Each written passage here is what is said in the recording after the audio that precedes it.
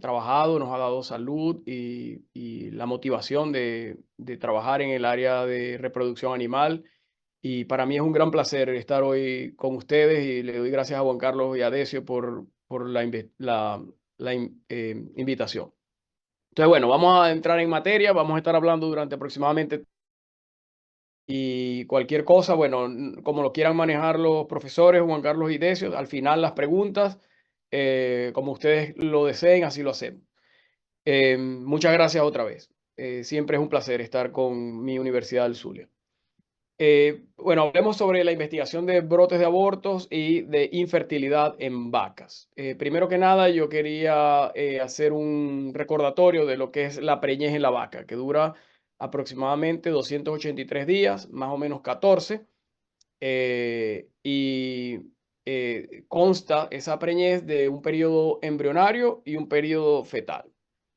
Em, y algunos de estos agentes pueden causar fallas en la fertilización de los agentes infecciosos, muerte embrionaria o muerte fetal, ¿verdad? Entonces hablamos de estos agentes infecciosos, en especial los virus, ¿verdad? IBR, diarrea viral bovina, incluso algunas bacterias, como en el caso de la lepto, puede afectar el proceso de fertilización a nivel de los oviductos, produciendo fallas en la fertilización, y lo vamos a ver como infertilidad simplemente, vamos a ver como repetición de servicio. También pueden causar mortalidad embrionaria, y hablamos de mortalidad embrionaria antes del día 42 de gestación. Es decir, el periodo embrionario va del día 0 al día 42. Después del día 42 ya a ese concepto, ese embrión lo empezamos a llamar feto, porque tiene una organogénesis activa, entonces ya es un feto. Entonces, toda muerte que ocurre antes del día 42 es mortalidad embrionaria, después del día 42 hablamos de mortalidad fetal. Y estos agentes obviamente van a afectar el embrión o el feto, el ambiente uterino, pueden afectar la placenta, ¿verdad? Causando placentitis o afectando la función placentaria o el cuerpo lúteo, la función del cuerpo lúteo. Ese es otro factor dentro de la patogénesis de los agentes infecciosos que al afectar al cuerpo lúteo disminuyen los niveles de progesterona y obviamente van a afectar la gestación. Hay muchos factores de riesgo dentro de la mortalidad embrionaria. Y estos factores son infecciosos y no infecciosos. Hay de los dos tipos. Dentro de estos factores que causan mortalidad embrionaria tenemos el estrés, ¿verdad? El estrés calórico, llamado heat stress. Me van a disculpar, muchachos, si encuentran algunas palabras en inglés, porque básicamente he tenido que traducir algunos de los slides que ya yo tengo para mis clases aquí en inglés. Entonces, bueno, estrés calórico, el nivel de proteína en la dieta. Hemos visto que específicamente cuando es nitrógeno no proteico que se incluye en la dieta, como es el caso de nuestros climas tropicales, cuando se proporciona urea, o esos henos amonificados, y cuando este nivel de urea es muy alto o se pasa, provoca toxicidad embrionaria, es decir, afecta el ambiente uterino, acidificación del útero y mortalidad embrionaria, por ejemplo. Mérito genético de las vacas también, algún problema o alguna alteración cromosómica va a afectar el desarrollo embrionario. La producción de leche, las vacas de más alta producción de leche están metabólicamente más comprometidas. Cuando les hablo de alta producción de leche, pueden visualizarlo de dos maneras. Las vacas con muy alta producción de leche aquí en los Estados Unidos, bajo climas templados, por ejemplo, o en Europa, pero también en climas tropicales, en esos rebaños de doble propósito, también hay veces que tenemos una muy alta proporción de genética taurina, de Holstein.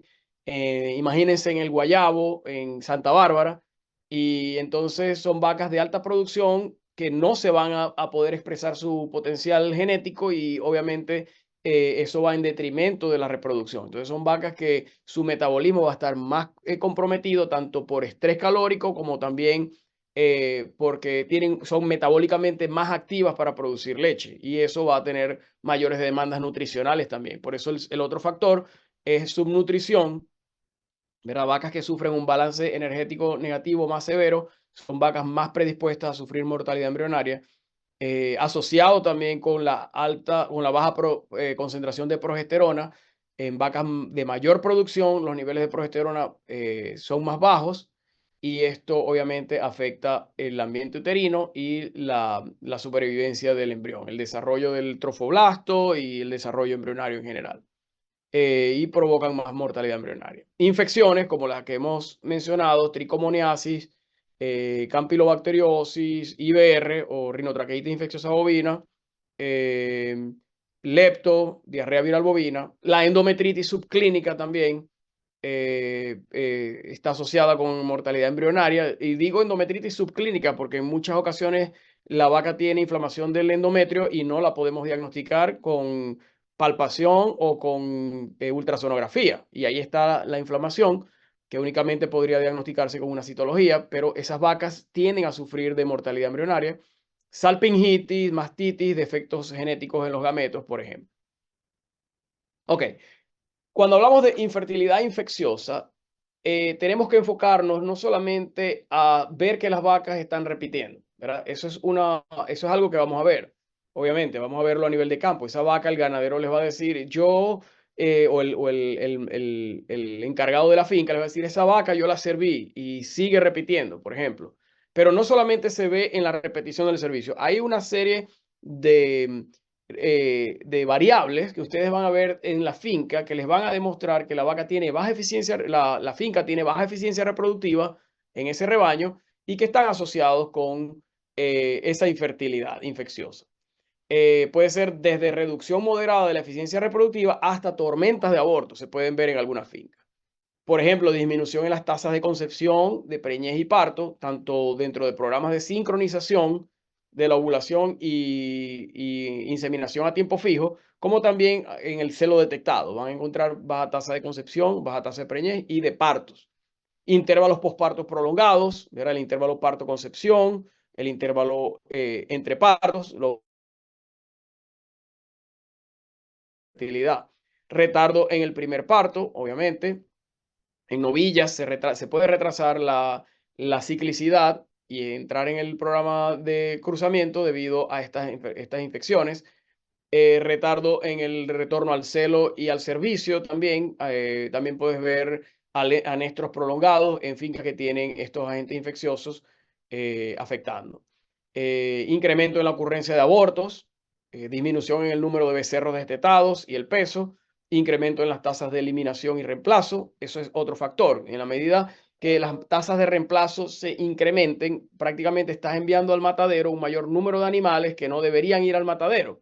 Y esto se debe en muchas ocasiones a baja fertilidad y esto trae como consecuencia unas pérdidas económicas sustanciales debido a que el matadero te va a pagar el animal como carne, como canal, pero la genética de ese animal para producción de leche, por ejemplo, se está perdiendo.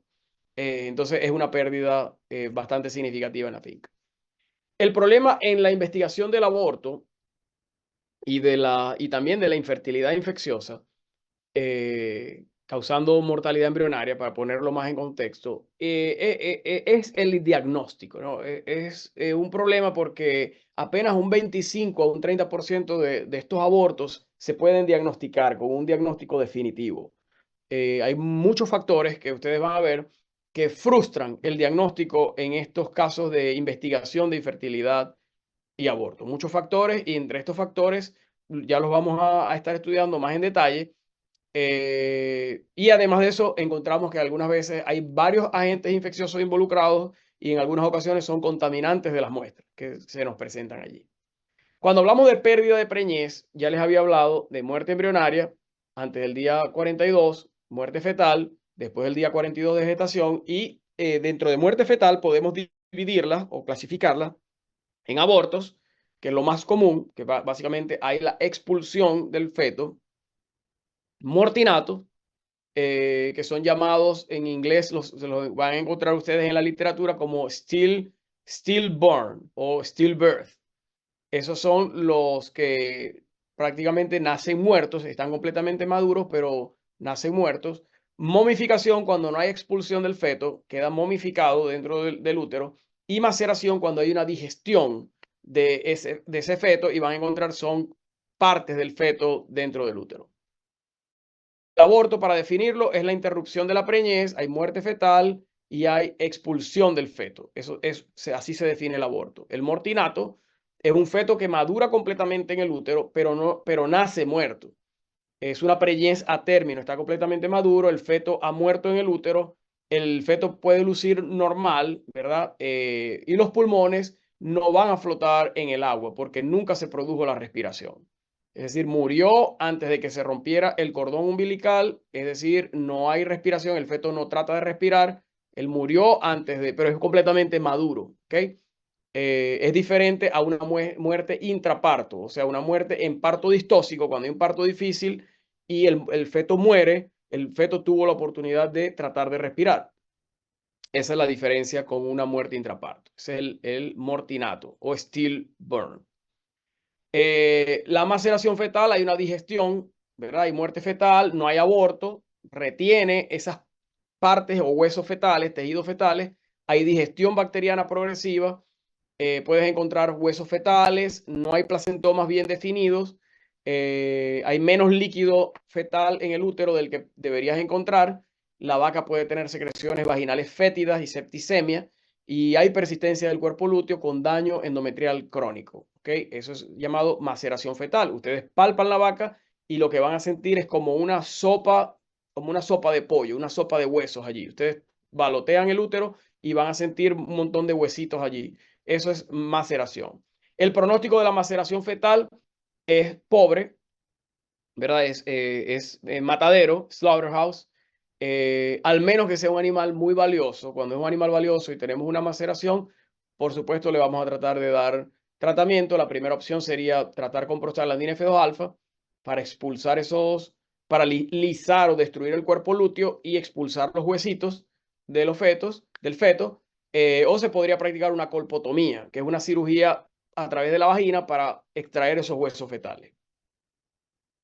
La momificación fetal, hay muerte fetal, pero no hay expulsión del feto, el feto se retiene, ¿verdad? También hay persistencia del cuerpo lúteo, por eso se retiene el feto. Al estar el cuerpo lúteo presente, se cierra el cervix y el feto está retenido en el útero. Hay ausencia de signos clínicos. Básicamente, la historia de estos animales como momificación fetal es que nos dicen, doctor, esa vaca no ha parido. Tenía que haber parido el mes pasado y no ha parido. Y lo encontramos más comúnmente, lo que yo he visto es en ganadería de leche y cuando vamos a revisar la vaca parece preñada, ¿ok? Muchas veces no alcanzamos en estas vacas Holstein grandes con un abdomen muy grande, no encontramos, no podemos palpar el feto y hacemos frémito, que es el frémito de la arteria uterina media, que es un signo secundario de preñez, tocamos y hay frémito, o sea que hay algo allí en el útero, pero no se logra, muchas veces no se logra determinar la momia. Hay ausencia de signos clínicos, las membranas fetales están secas, arrugadas, en ocasiones se pueden sentir el feto deshidratado, reabsorción de los fluidos placentarios, el útero se adhiere a la forma del feto y se puede sentir en ocasiones, no siempre. En estas vacas Holstein de un abdomen muy grande, a veces no se palpa porque es difícil encontrarlo, pero se podría sentir en vacas con un abdomen pequeño como una masa seca, retorcida, como el de la foto. Este sería una momia papirácea, que es como viene papirácea de papiro, de paper, de papel, ¿ok? Y porque todo el útero está adherido al feto. El cuello uterino cerrado, la gestación aparentemente continúa hasta que se puede diagnosticar eso. Se puede ser evidente ya a manera en periodos avanzados de la gestación. Hay reabsorción de los líquidos placentarios, es un ambiente estéril, eso le da un pronóstico mejor, es mejor que el de la maceración, obviamente, porque no hay contaminación bacteriana.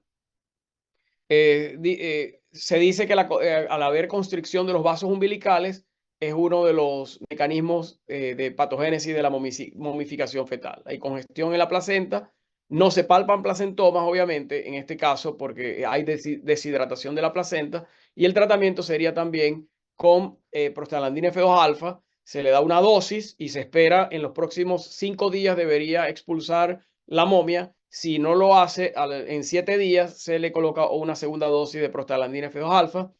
Y si la momia es pequeña, se podría hacer una colpotomía. Esta es la cirugía que yo les dije. Se hace, básicamente se hace un corte en la parte craneal de la vagina con un espéculo filoso. Se corta la parte y se trae el útero a través de la vagina, el cuerno uterino donde esté la momia. En caso de ser una momia pequeña, se puede hacer con una colpotomía. Y luego se sutura el útero y se vuelve a introducir. Y la incisión que se hizo en la vagina no se hace nada con eso. Eso se va a cicatrizar solo. Para la investigación de estos casos de muerte fetal, es importante definir el caso, la definición del caso. Es decir, tenemos una muerte fetal, un feto que murió, hay que saber si es un aborto, ¿verdad? Hubo terminación de la preñez, es decir, hubo expulsión fetal y hubo interrupción de la preñez, o es mortinato. Básicamente llegó a término la preñez, pero murió al final después que ya el feto era maduro y nació muerto. O fue una muerte intraparto. Muerte intraparto implica que hubo un parto difícil y el feto murió dentro del canal del parto, como es el caso de esta foto que recuerdo. Simplemente era una distosia en este caso. Estábamos tratando de extraer el feto y en este caso estamos presentando un mortinato. Murió y era un feto completamente maduro. Y este es un aborto. En la definición de caso es importante determinar el momento que ocurrió la muerte. Si ocurrió antes de 12 horas, vamos a encontrar que en el feto, cuando hacemos la necropsia, no vamos a encontrar tinción de hemoglobina, opacidad corneal antes de 12 horas, pero específicamente a las 6 horas tuvimos un feto. Yo no tengo esa foto aquí, pero tuve una distosia que me llamaron y fuimos a hacer a atender la vaca y tenía el feto las córneas nubladas completamente, con opacidad corneal. Y claro, nos lleva a pensar de que prácticamente ese feto murió más de 6 horas, tenía ya muerto. O sea que no, el ganadero se sentía mal porque pensaba que pudimos haber, o pudo él haber avisado antes o algo así, y le dijimos, no se preocupe, ya ese feto estaba muerto allí con más de 6 horas, porque tenía las córneas completamente nubladas. Si tiene más de 12 horas de muerte fetal, ustedes van a encontrar hemoglobina en la cavidad. ¿Okay? Cuando abren en la necropsia la cavidad abdominal y torácica, van a encontrar una tinción de hemoglobina muy marcada y los órganos son friables. ¿Okay? Son friables, el hígado, los riñones, porque hay una autólisis, ahí empieza la autólisis de los órganos fetales. Si es más de las 36 horas, ustedes van a sentir el feto y van a sentir edema subcutáneo, incluso van a encontrar enfisema en el feto. Es decir, ustedes tocan el feto y van a encontrar que crepita y también que tiene líquido en el subcutáneo. Y ahí saben que es un feto que está edematoso o que está enfisematoso. Y eso va a afectar a ustedes, les va a definir cómo es que van a tomar el caso, qué es lo que van a hacer, si van a continuar con una fetotomía, o eso vamos a hablar un poquito más adelante, o si van a practicar una cesárea, por ejemplo, ¿me entiende? Dependiendo de las condiciones. En ocasiones es expulsado normalmente y ustedes pueden definir cuándo fue que ocurrió esta muerte fetal. Y es importante estimar la edad a la que murió el feto, es decir, la edad de la gestación. Eso les va a permitir a ustedes saber cuándo ocurrió el aborto. Es decir, si es un agente infeccioso, por ejemplo, como es el caso de Trichomonas o Campylobacter, que ellos causan muerte fetal por lo general en el primer trimestre de gestación. ¿Ok?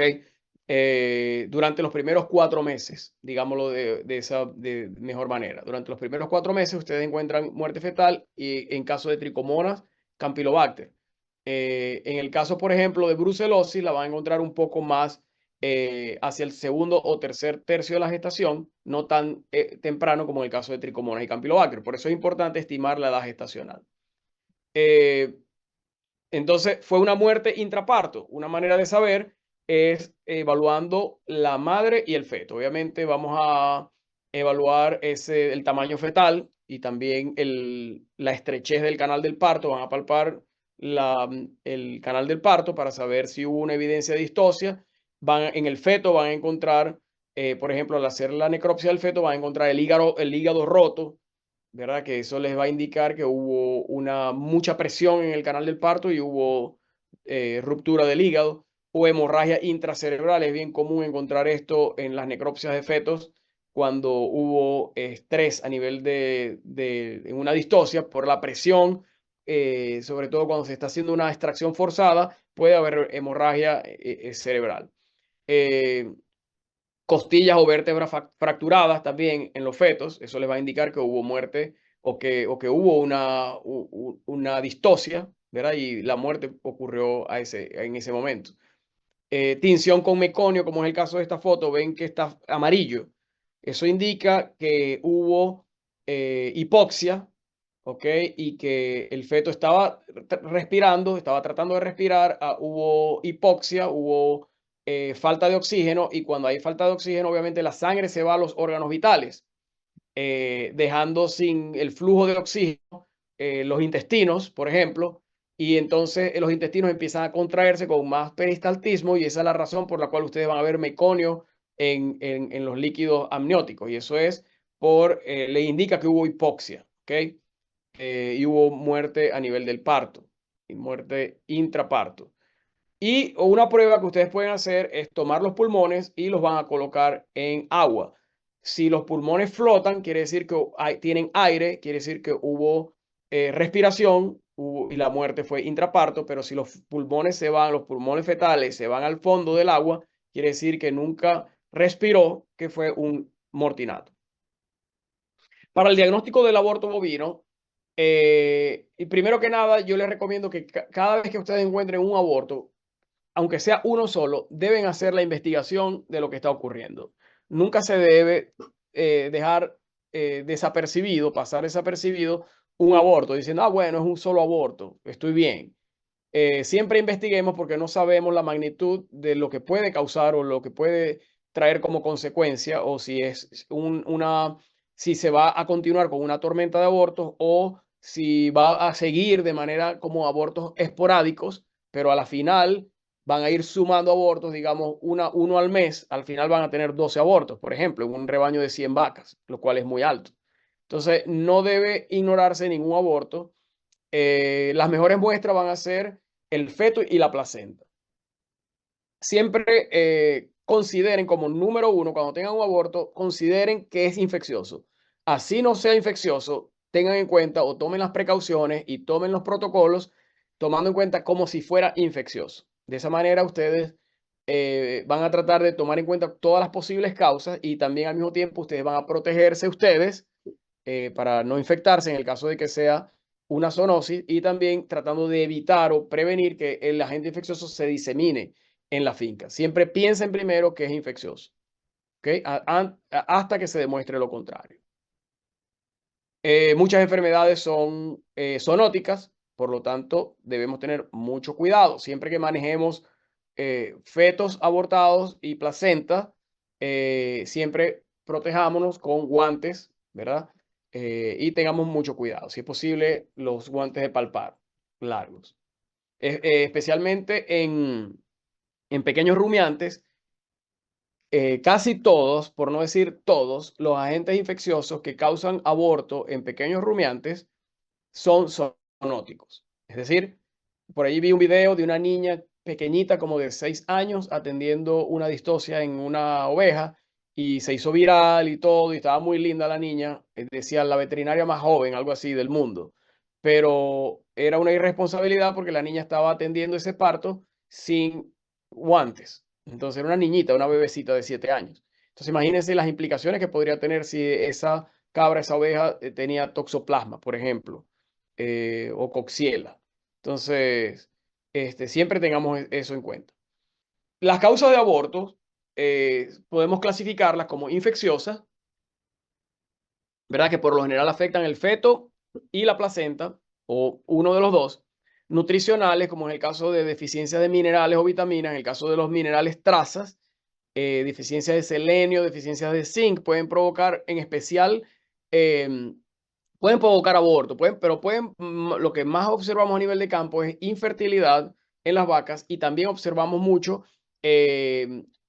mortinatos en vacas con deficiencias severas de minerales, o terneros que nacen muy débiles o que mueren durante el parto. ¿Ok? Hormonales podrían ser también las causas de aborto, como es el caso de estrés. Lo hemos visto a nivel, ya les voy a hablar un poquito más en detalle para no pararme aquí mucho.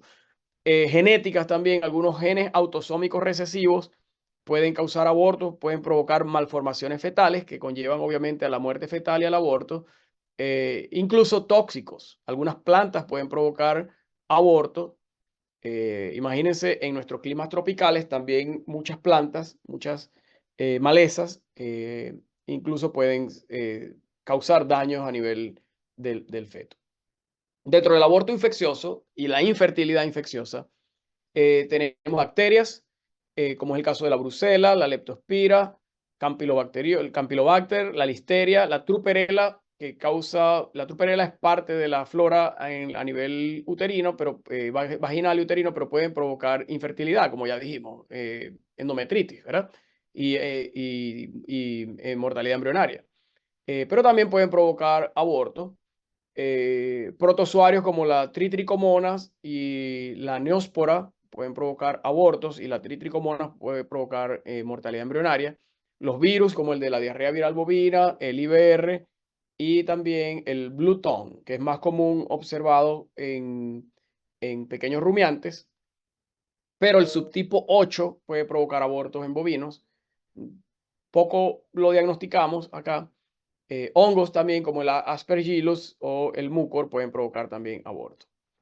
Tenemos que a ver si puedo echar esto un poquito. No se puede mover. Aquí vamos a bajarlo un poquito. Puede ser así mejor. En el aborto infeccioso, puede existir la infección hematógena, por lo general, ¿verdad? Transuterina, y va acompañado de una placentitis. Por lo general, en las infecciones bacterianas vamos a encontrar una placentitis. Ahí donde más observamos placentitis, como es el caso de la brucela, ¿verdad? Hay menos daño al feto, pero y más daño a la placenta. Y en ese caso, la expulsión es más rápida. Es decir, se afecta la placenta, hay placentitis, el feto no encuentra un ambiente adecuado, pero al estar afectado la placenta y el útero, el feto es expulsado. En ocasiones es muy rápida la expulsión después de esa muerte fetal. Se habla de que en algunos casos de abortos por hongos, incluso el feto está fresco. Y el feto podría estar incluso vivo en ocasiones, un feto que es expulsado casi vivo o todavía con algunos signos vitales por daño de la placenta. En el caso de cuando el daño es al feto y no tanto a la placenta, la muerte es más rápida, ¿ok? Pero la expulsión es tardía. Entonces, ¿qué pasa? Se muere el feto, pero es retenido dentro del útero porque la placenta no está afectada. Y el feto puede degenerarse y tener autólisis. Entonces, cuando el feto es expulsado un largo tiempo después de eso, ¿qué es lo que pasa? Que hay autólisis del feto y eso dificulta el diagnóstico, ¿ok? Como es en el caso del IBR, por ejemplo. Hay autólisis fetal y el feto es expulsado en muchos casos un tiempo muy prolongado. Aquí hay algunos ejemplos de placentitis, como en el caso de Campylobacter, Brucella, en el caso de Aspergillus, que es un hongo y puede incluso ser expulsado vivo todavía. Discúlpenme el inglés allí. Y cuando hay daños al feto, como en el caso del IBR o el herpes virus bovino tipo 1 o la listeria, ¿verdad? Y otros agentes, ¿no? Puede haber autólisis y retención del feto. Empecemos a hablar de algunos agentes infecciosos directamente. Vamos a hablar específicamente de algunos agentes infecciosos que causan el aborto o la infertilidad. El caso de la diarrea viral bovina causa mortalidad embrionaria, produce aborto en cualquier momento de la preñez. Es decir, afecta al concepto desde etapas muy tempranas, ¿verdad? Antes de los 30 días post concepción, y puede causar aborto durante todo el tiempo de la gestación. Puede provocar defectos congénitos también en los terneros, mortinatos también, y esto va a depender de muchos factores, va a depender de factores como es el caso del biotipo, del genotipo, de la virulencia, el nivel de susceptibilidad de la vaca, del manejo en general. Vas a poder ver en casos de brotes de diarrea viral bovina diferentes resultados dentro del daño a la eficiencia reproductiva. ¿Cómo afecta la diarrea viral bovina la fertilidad de las vacas? Hay varias maneras como lo afecta. Uno es afectando la secreción de estrógenos y el pico de LH y la ovulación. También afecta los niveles de progesterona a nivel del cuerpo lúteo. Provoca oforitis, es decir, inflamación de los ovarios y necrosis de las células de la granulosa, así como también del cuerpo lúteo. Puede provocar endometritis también y puede provocar daños directos al embrión y de esta manera provocar mortalidad embrionaria. Cuando la infección con el virus se produce por una cepa no citopática, y esto ocurre antes del día 125, 150 de gestación, por una cepa no citopática, que es la más comúnmente encontrada a nivel de campo, eh, se produce lo que se llaman terneros persistentemente infectados. Lo que ocurre es que el sistema inmunológico del feto, en esta etapa, antes de los 150 días de preñez, el sistema inmunológico del feto no está completamente desarrollado. Y entonces, cuando ocurre la infección con una cepa no citopática, el feto, el sistema inmune del feto, no reconoce al virus como un agente extraño. Entonces, ¿qué pasa? Que no va a reaccionar contra el virus, entonces el virus se hace como parte del organismo del feto. Entonces, estos terneros nacen como persistentemente infectados. Son individuos que van a diseminar el virus por el resto de su vida. Se llaman PI o persistentemente infectados. Esta es la principal fuente de transmisión del virus de la diarrea viral bovina. Afortunadamente, la prevalencia de los PIs aquí en los Estados Unidos es sumamente baja. Estamos hablando del 0.3% de prevalencia. Sin embargo, sabemos que en áreas geográficas, áreas ganaderas, donde no se implementan programas de vacunación y no hay normas de bioseguridad adecuadas, es decir, el diagnóstico y eliminación de los PIs, entonces la prevalencia de los PIs puede aumentar. Encontramos que puede llegar a un 5%, incluso 13% en algunos países. Se ha reportado, en el caso de Colombia, me imagino que es probable que en Venezuela la situación sea parecida. En Brasil también tuve la oportunidad de conversar con una colega la semana pasada de Brasil y ella me dice que encuentra prevalencias de PIs en fincas de leche en Brasil de un 13 a un 20%.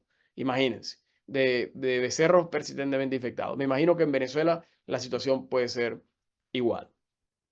El virus de la diarrea viral bovina causa inmunosupresión también.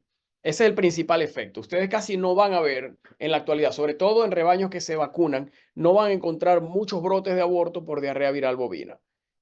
Lo que es más, o brotes de infertilidad. Puede estar presente en rebaños que se vacunan, puede ocurrir, pero no es lo más común. Lo que más comúnmente se ve en rebaños que vacunan y que eliminan a los individuos persistentemente infectados es inmunosupresión.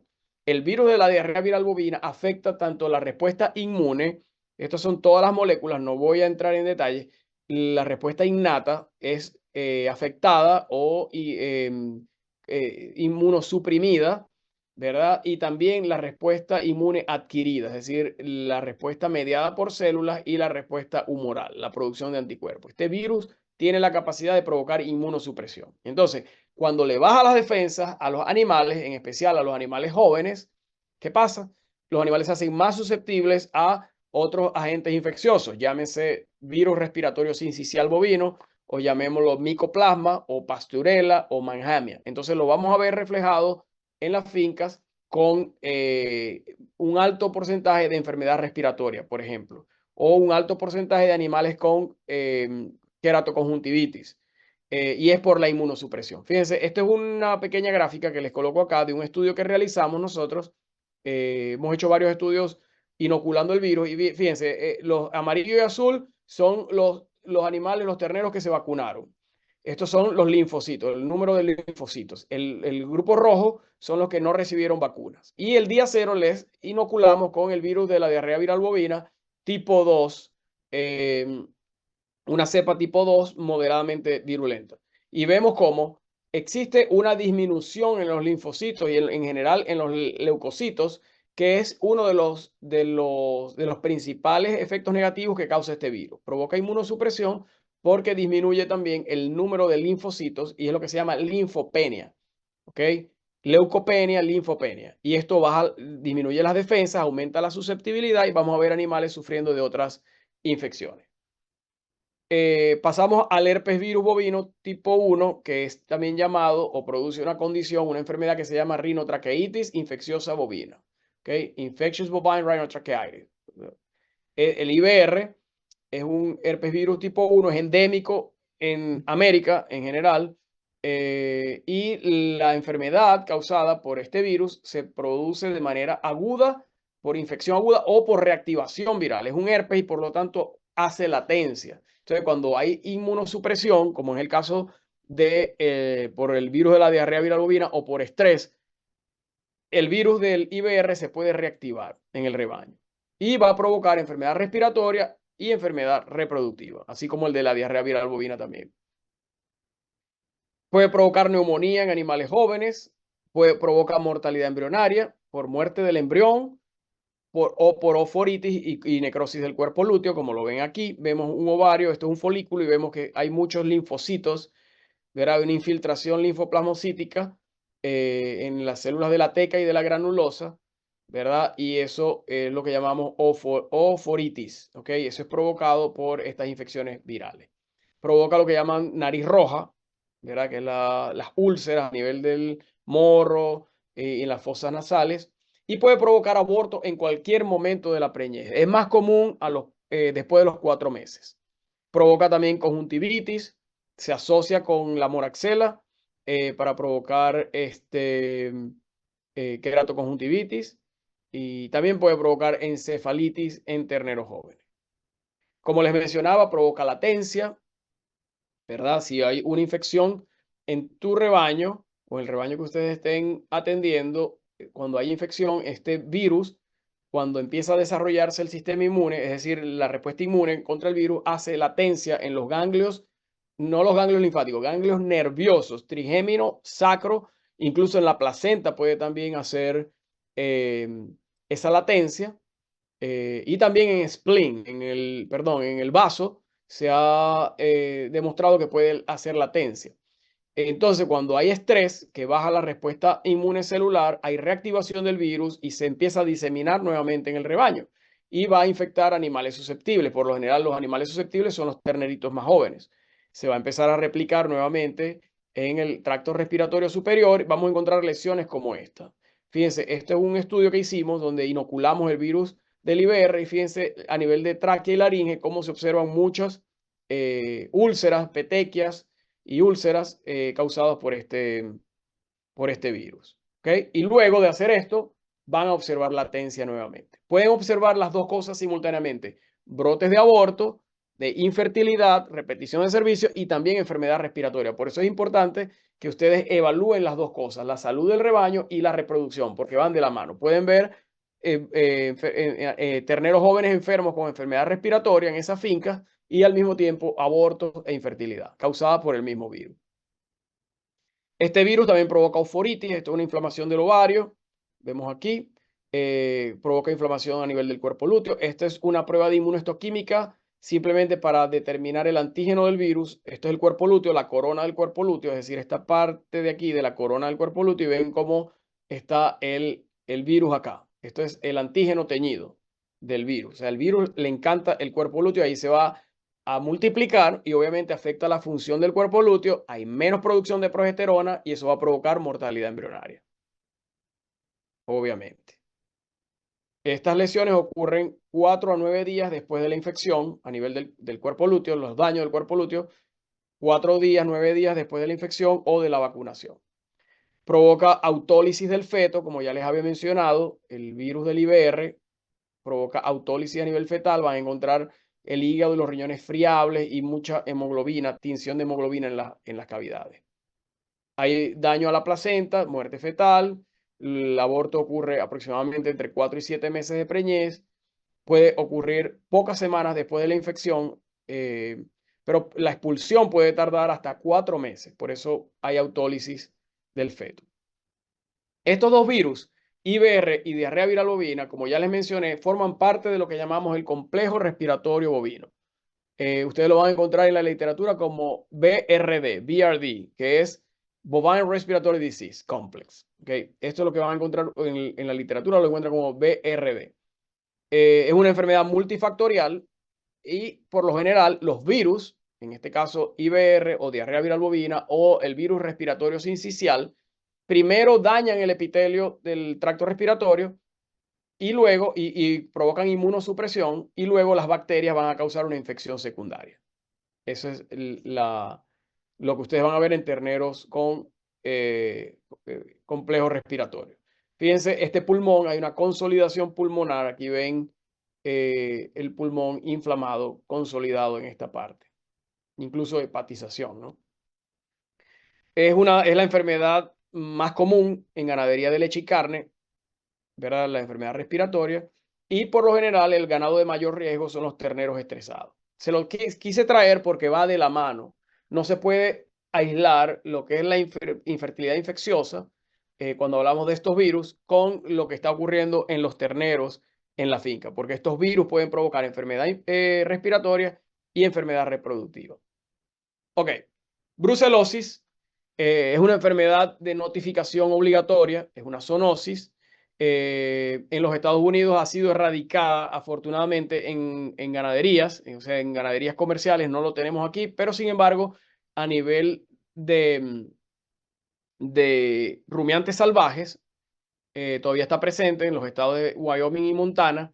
Obviamente, en muchos países en Sudamérica todavía tenemos el problema de la brucelosis. Me ha tocado ir a México, a Ecuador, Argentina. No, los casos observados fueron en Ecuador, México, donde tienen una alta incidencia todavía de brucelosis y es una cuestión de manejo. Básicamente tienen vaqueras de animales, de vacas brucelosas, y las van eliminando poco a poco en la medida que la producción de leche va disminuyendo. El aborto ocurre después de los 5 meses de preñez. Disculpen aquí la palabra, la traducción, embarazo, no usamos esa palabra en ganadería, que quizás en pequeños animales sí, y en humanos.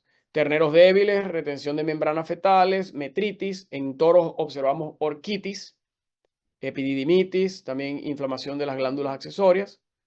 Y en humanos es una zoonosis y provoca lo que se llama fiebre ondulante. Tienen que cuidarse mucho cuando ustedes estén en presencia de un aborto, ¿ok? Porque la vaca puede estar brucelosa y, por supuesto, nadie quiere infectarse con brucela.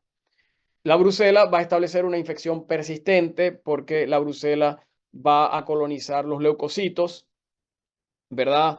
Y va a ser una infección intracelular. Y por lo tanto, la vaca, una vez que se infecta de brucela, va a quedar positiva a brucela y va a permanecer con esa infección diseminando la bacteria, ¿verdad?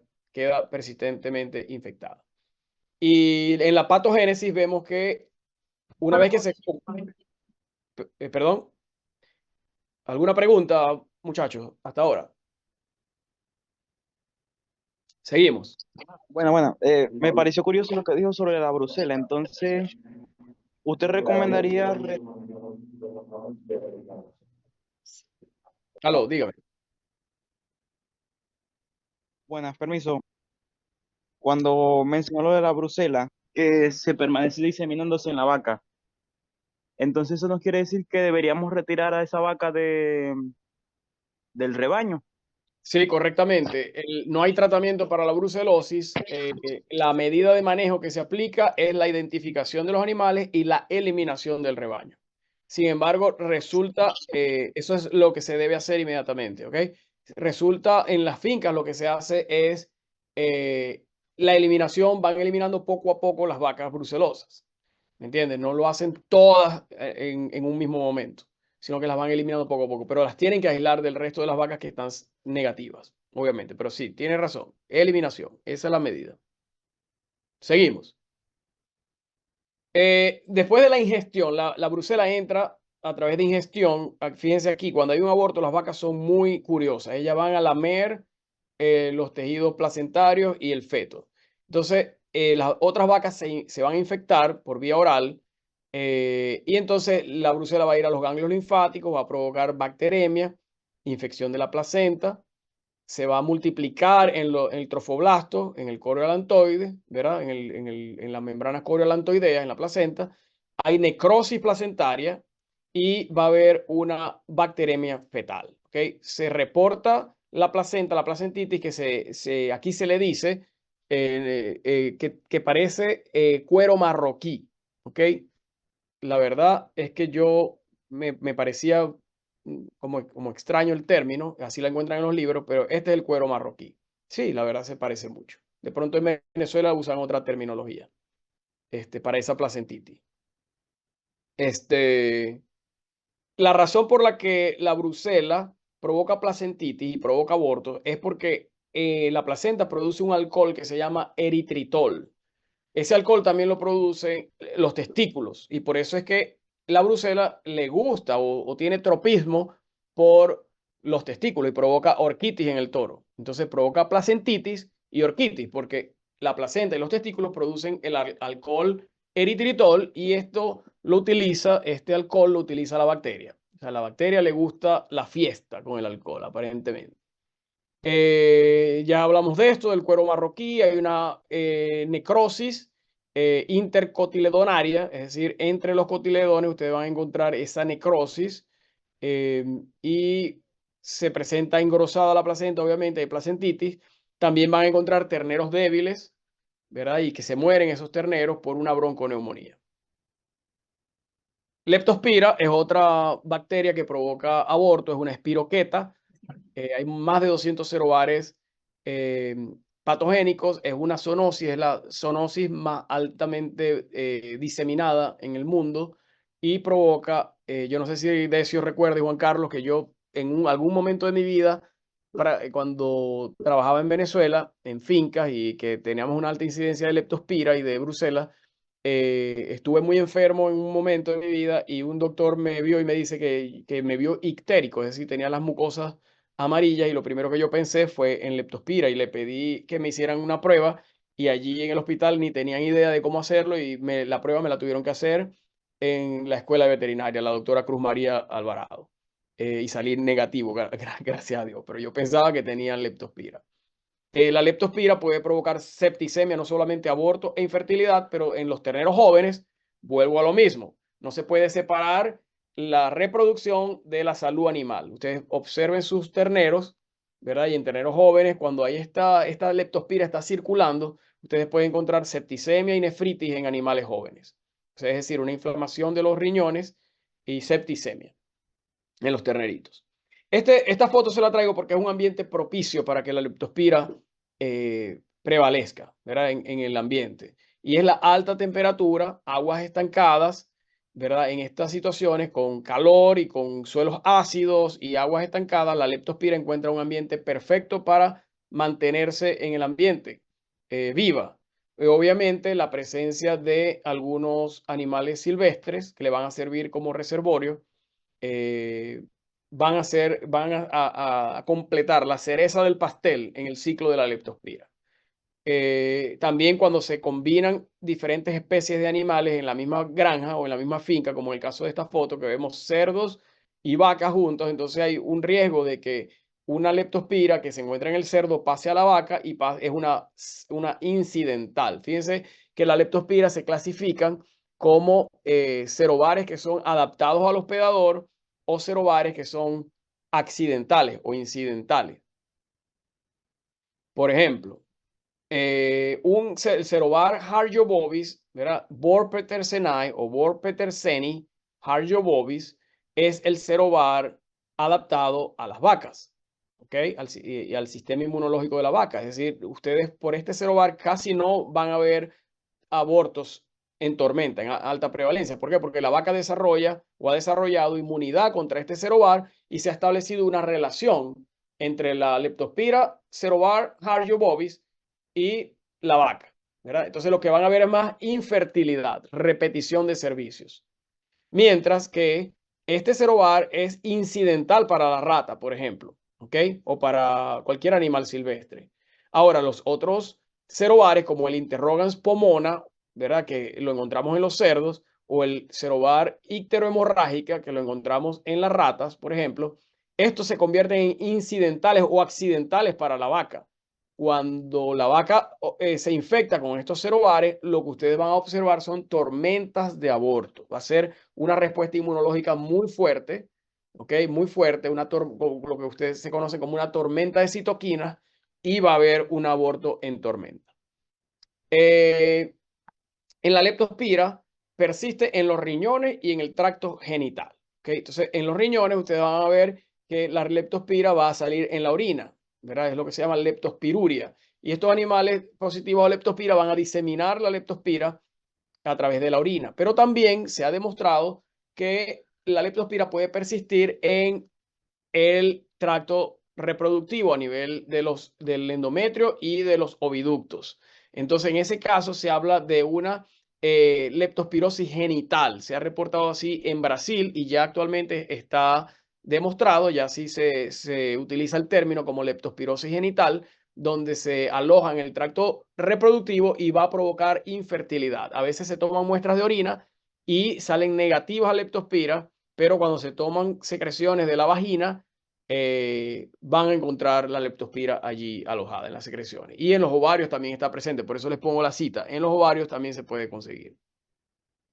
La leptospira va a provocar fallas en la fertilización, en el desarrollo embrionario. Les coloqué este esquema para que lo recuerden, y también en la implantación de ese embrión y en el feto. Es decir, durante toda la gestación pueden provocar muerte embrionaria y fetal. Va a provocar infertilidad, repetición de servicios, los intervalos parto-concepción prolongados, abortos, pueden provocar mortinatos, terneros débiles. Yo recuerdo en Venezuela, los terneros que venían de vacas con leptospira, los que nacían vivos, parecían unos perritos, súper pequeños los terneritos. Ya sabíamos que podían estar con muy alta probabilidad, estaban positivos a lepto. Como les digo, el Cerobar Harjo bovis, este les va a provocar más infertilidad, repetición de servicio, y el aborto puede ser esporádico, es decir, que tengan un 3 a un 10% de abortos en la finca. Es lo que llamaríamos moja pero no empapa, ¿verdad? Moja, moja pero empapa, así sería que se dice. Es decir, no moja pero empapa es la cosa, se me estaba olvidando el refrán. Es decir, tienen abortos esporádicos que están causando daño en la finca, pero no ven una tormenta de abortos. Mientras que los serobares incidentales o accidentales, por ejemplo, el que viene del cerdo o que viene de la rata o del perro, van a provocar tormentas de aborto, que pueden observar que el 40-50% del rebaño les aborta. Es más dramático. El Campylobacter y la Trichomonas provocan también infertilidad infecciosa, mortalidad embrionaria y provocan abortos también. Estos serían las especies, sería Campylobacter fetus, subespecie venerealis. Ese es el Campylobacter, ¿verdad? El que se transmite venéreamente a través del coito, a través de la monta natural. Es un gran negativo, es extracelular, es mótil, es microaerofílico. Y la tricomonas, la especie es Tritricomonas fetus. Ese es un protozoario flagelado, lo vemos aquí. Se habla de tritricomonas porque tiene 3 flagelos, ¿ok? En la parte anterior. Son 3 flagelos anteriores y uno posterior. Por eso es tricomonas. Trico viene de pelo y tri de 3 pelos o 3 flagelos. Son patógenos obligados del genital bovino. La transmisión es venérea, causan infertilidad, aborto esporádico. No van a haber tantos abortos, pero más infertilidad o repetición de servicio. Los toros son portadores de estos dos agentes. Los toros que son positivos van a ser portadores asintomáticos. Es decir, ustedes no van a ver nada malo en el toro, pero ese toro está transmitiendo a través de la monta natural el Campylobacter y la Trichomonas. Por lo general, los toros maduros, los que son mayores de 4 o 5 años, ellos van a ser más que todo, esos son los portadores crónicos, porque esos toros, en especial los de la raza Brahman, por ejemplo, que tienen em, los pliegues del prepucio son más profundos. Anteriormente se utilizaba el término criptas, pero ya se sabe que no, porque no están necesariamente esos pliegues a nivel del prepucio no están asociados a una glándula, entonces no se habla de cripta, son pliegues prepuciales Y eso crean aquí en el pliegue adentro, crean como un abismo, como un microambiente que es propicio, microaerofílico, para que el Campylobacter y la Trichomonas allí se alojen. Y cada vez que existe una monta natural, va a transmitirle la tricomona o el Campylobacter a las vacas.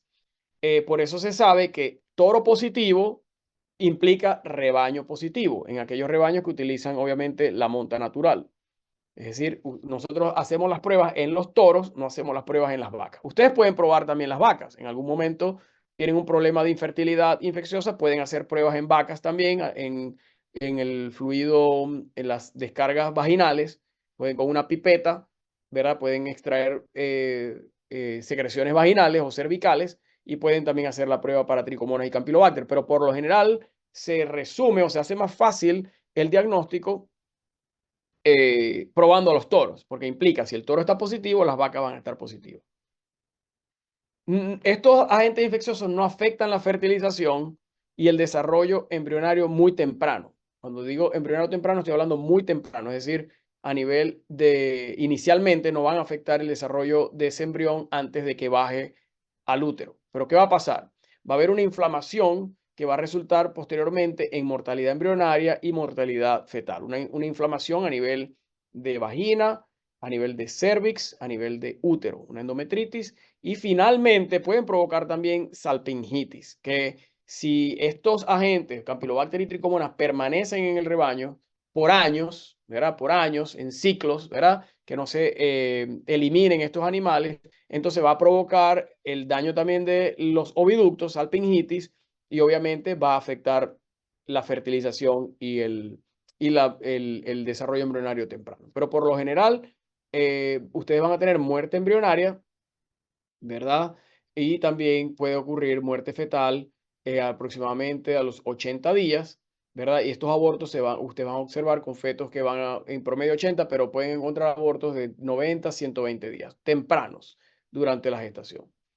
El cérvix y la vagina permanecen intactos y son la fuente de infección por meses. ¿Qué van a observar ustedes a nivel de campo? Esto es lo que se observa. Aquí tienen ustedes dos rebaños. Imagínense ustedes un rebaño, el de rayas, es el no infectado y el negro, el oscuro, es un rebaño infectado con tricomona o campylobacter. La casuística es muy parecida. Y aquí tienen la preñez. Entonces, cuando empieza la temporada de monta, ustedes van a ver en los primeros 21 días de la temporada, ustedes van a observar que normalmente se debe preñar el 55-60% de las vacas en un rebaño no infectado, ¿verdad? Mientras que en un rebaño infectado apenas un 20% de los animales se preñan. Luego, al segundo mes, ustedes van a observar que incluso está peor, ¿verdad? Muy baja preñez. Y entonces al final ustedes ven que hay como una recuperación en la fertilidad. Normalmente en un rebaño no infectado, durante aproximadamente 63, 70 días, ustedes deberían preñar un 90-95% de las vacas, ¿verdad? En condiciones normales. Mientras que en un rebaño infectado con tricomonas o campylobacter apenas van a tener en ese tiempo de la temporada de monta apenas como un 30% de animales preñados en total. Pero luego, al final, si ustedes dejan al toro allí, ustedes van a ver que se empieza a incrementar la fertilidad poco a poco. Y esto se debe a que las vacas empiezan a desarrollar una inmunidad, es decir, empiezan a tener una respuesta inmune contra estos agentes y por supuesto la fertilidad va a tender a aumentar. Esto lo vemos nosotros a nivel de campo cuando hacemos el diagnóstico de preñez, que vamos a encontrar preñeces muy tempranas. Cuando algunas vacas ya tienen, por ejemplo, 4 o 5 meses de preñez, hay otras compañeras del rebaño que tienen 35, 45 días de preñez y eso es porque esas vacas se preñaron tarde en la temporada. ¿Ok? Ya esto lo hemos revisado. Preñeces al final de la temporada. Las vacas eliminan la infección en 3 a 6 meses. La inmunidad es muy corta y pueden volverse a infectar. Menos del 10% abortan. El aborto es esporádico. Y pueden presentarse piómetra en el 1% de las vacas con tricomona. Eso es importante saberlo, porque cuando ustedes en algún rebaño vean piómetra, en especial en ganado de doble propósito y ganado de carne, cuando encuentren vacas con piómetra, esa es una muestra ideal para probar la vaca para tricomona o campylobacter. Es decir, si encuentran una piómetra en ganado de carne, por ejemplo, donde ustedes saben que ha habido monta natural, tomen muestras de esa piómetra de esas secreciones uterinas y hagan las pruebas para tricomona y campilobar. Ok, en general, esos son los agentes infecciosos. Continuamos con las estrategias para el diagnóstico. Entonces, hay otros agentes infecciosos, perdón, otros factores que van a ser causa de mortalidad embrionaria y fetal. Y, por ejemplo, estos son las deficiencias nutricionales, como son la vitamina A, por ejemplo, deficiencia de vitamina A. Recording stopped. eh, el síndrome de baja proteína, por ejemplo, ¿verdad? El signo del ternero débil, ¿verdad? Por baja de proteína, deficiencias de minerales como cobre, selenio, zinc y vitamina E. Esto es un rebaño pequeño, en donde encontramos que de 4 animales de 21, lo cual representaba el 19%, tuvieron muerte al final de la gestación. Hubo un mortinato, muerte intraparto, un neonato enfermo y también dos otros mellizos que murieron maduros. Entonces hicimos pruebas en estos animales, ¿verdad? Tomamos biopsias de hígado.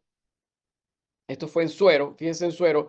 El 76% de las vacas tuvieron niveles de, perdón, sí, el 76% tuvieron niveles de cobre por debajo de 6 y el 9.5% de los animales tuvieron menos de 0.4 microgramos por ml, es decir, bajos niveles de cobre.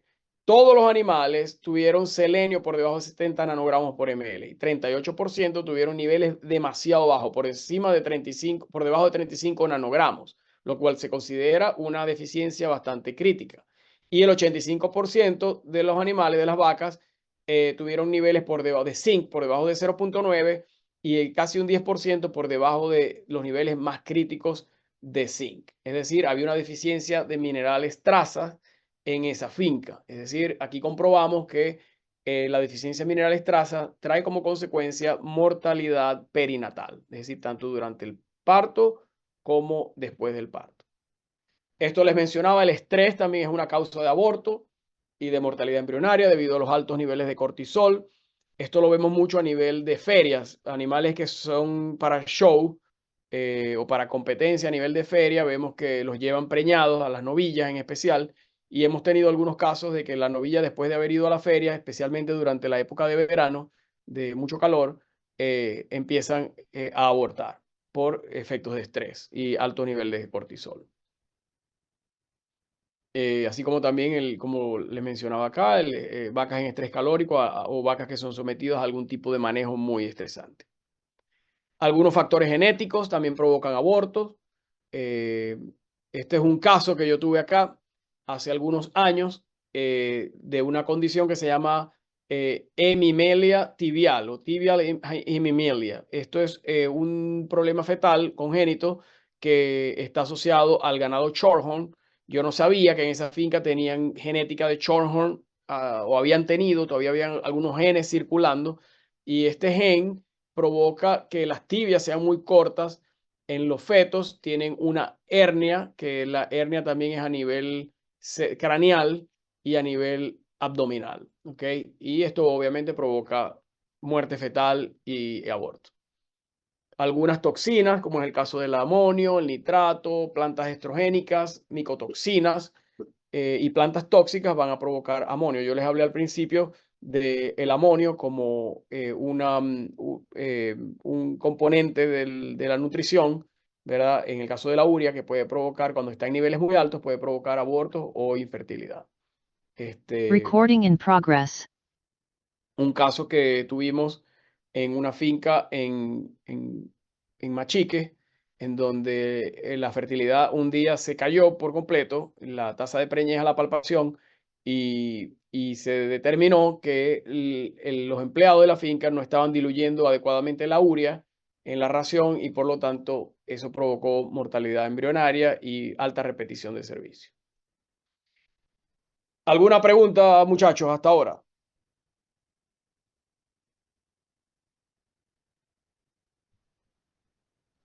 Ok.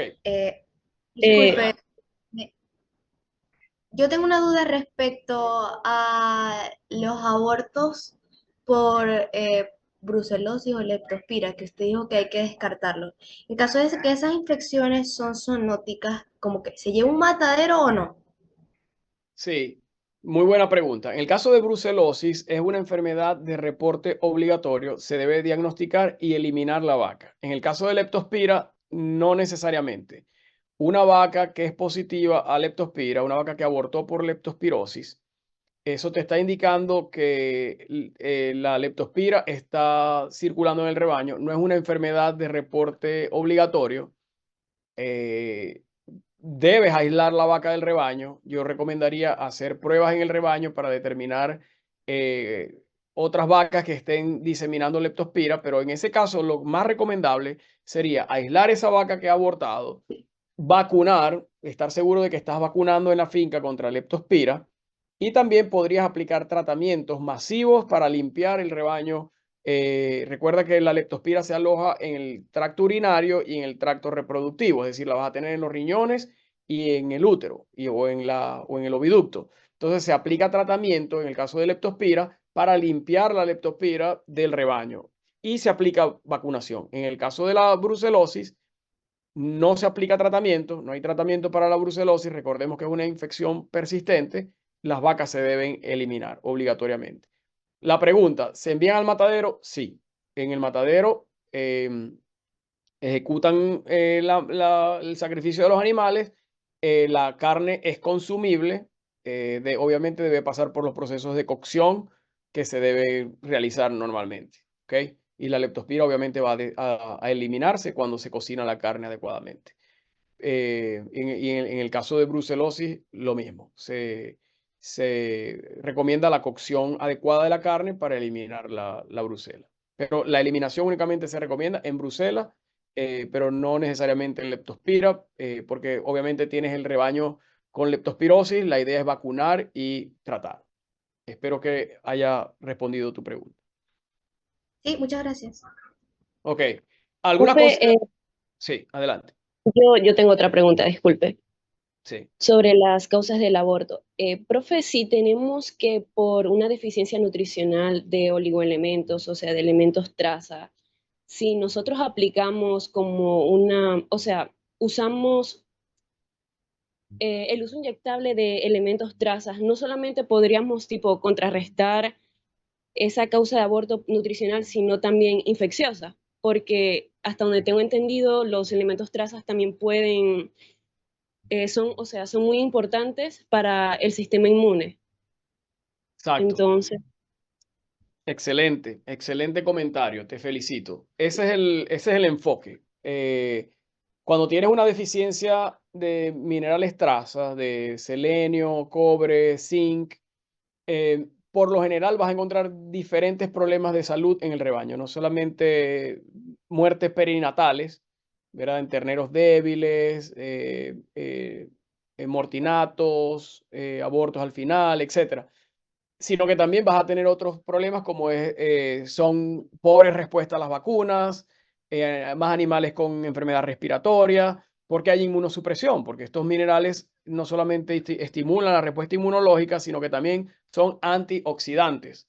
Entonces, ellos son muy importantes para algunas enzimas antioxidantes, como la superóxido dismutasa, la glutatán peroxidasa. Entonces, ¿qué pasa? Que estos animales por lo general tienen estrés oxidativo muy alto porque acumulan radicales libres y se enferman de otras cosas como son cojeras, retenciones de placenta, enfermedad respiratoria, queratoconjuntivitis, etcétera, etcétera. Entonces, por un lado vas a prevenir estas muertes perinatales, ¿verdad? Si es debido a la deficiencia de minerales traza, pero al mismo tiempo vas a reforzar el sistema inmunológico y los animales van a ser menos susceptibles a otras infecciones. Completamente de acuerdo. ok, muchas gracias, profe. Excelente. Y lo puedes hacer de dos maneras. Recomendamos la suplementación oral y también recomendamos la suplementación estratégica inyectada. ¿Ok? Una no reemplaza a la otra. La suplementación oral es algo con minerales, debe permanentemente estar en la finca y detectar esos puntos críticos de control en tu manejo sanitario y reproductivo, donde los animales podrían tener mayor estrés oxidativo para aplicar la suplementación inyectable. Ese es el enfoque. Lo llamamos suplementación estratégica. Muchas gracias, profe. No sabía que tenía ese nombre. Gracias. No, siempre a la orden. Tenían años que no me llamaban profe. All right. Entonces, consideraciones importantes. Aquí dice considerations importantes, un Spanglish. Es importante saber que a veces la causa exacta, la razón exacta del brote de aborto y fertilidad no se detecta, ¿verdad? Muchas veces. Sabemos que apenas un 25 o 30% de estos brotes se pueden diagnosticar. Porque hay autólisis del feto. Entonces, al haber autólisis del feto, las muestras no son las más adecuadas para el diagnóstico, ¿verdad? A veces no se consigue la placenta, es decir, encuentran el feto, pero no encuentran la placenta. También hay causas tóxicas, como ya dijimos, habían algunas plantas tóxicas, por ejemplo, que ni siquiera las conocemos bien. Hay gente que las conoce y los admiro cuando la persona mira la planta y ya sabe, sobre todo la gente que ha crecido en el campo. O algunas causas genéticas que no hay diagnóstico para esas causas genéticas. No se conoce una prueba para diagnosticarla.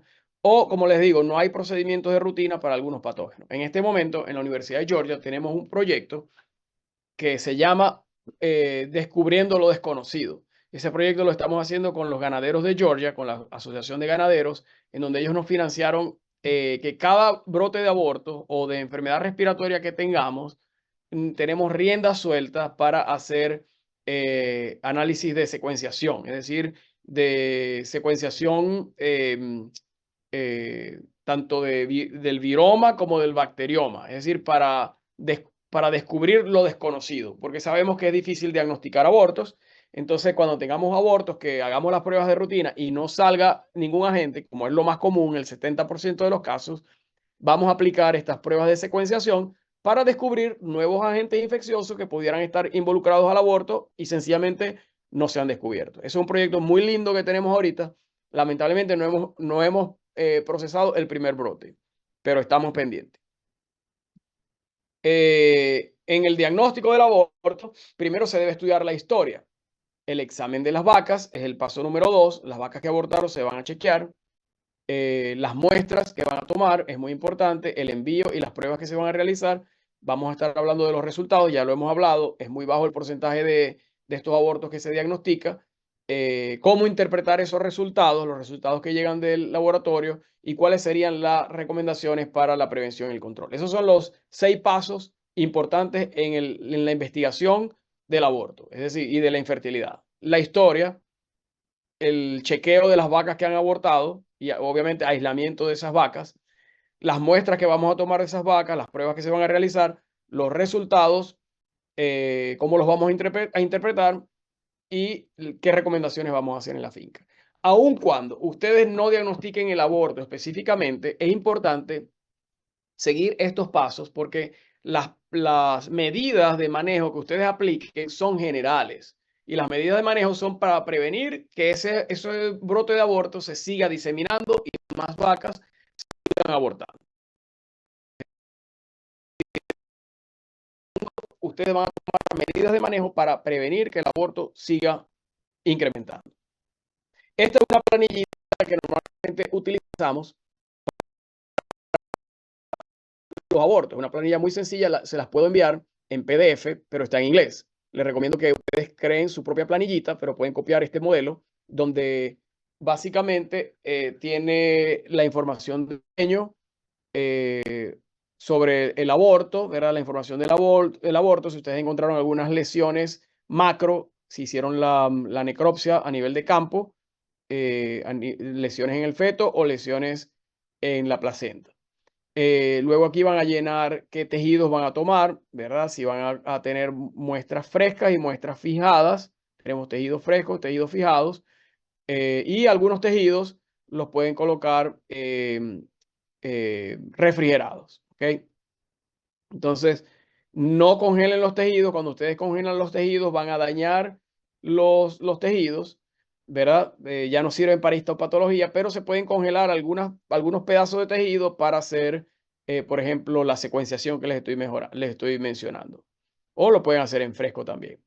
También van a tener información de la vaca, obviamente, de las vacunas, cuáles son las vacunas que se han colocado, si han tenido previos abortos o no, si está acompañado de enfermedad respiratoria en la finca, qué están comiendo los animales, cuáles son los pastos que consumen, si consumen algún alimento concentrado. Toda esa información es valiosa. Incluso si ustedes pueden tomar muestras del pasto o del heno, si los animales están consumiendo heno, recomendamos tomar muestras del heno. Muchas veces el heno, después de la lluvia, se va a podrir y eso va a facilitar que algunas bacterias como la listeria crezcan en el heno podrido.